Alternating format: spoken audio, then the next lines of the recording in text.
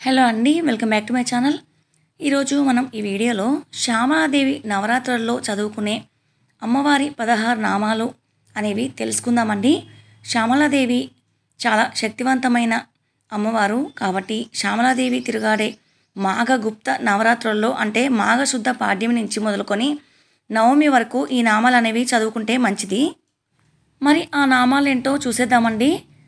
1 సంగీత యోగిని, 2 శ్యామ, 3 శ్యామల, 4 మంత్రనాయిక, 5 మంత్రిని, 6 సచివేషి, 7 ప్రధానేషి, 8 శుకప్రియ, 9 వీణావతి, 10 వైణికి, 11 ముద్రిని, 12 ప్రియకప్రియ, 13 నీపప్రియ, 14 కదంబేషి, 15 కాదంబవనవాసిని, 16 సదామల. విన్నారు కదండి, ఈ 16 నామాలు శ్యామలాదేవి నవరాత్రుల్లో చదువుకుంటే చాలా మంచిది.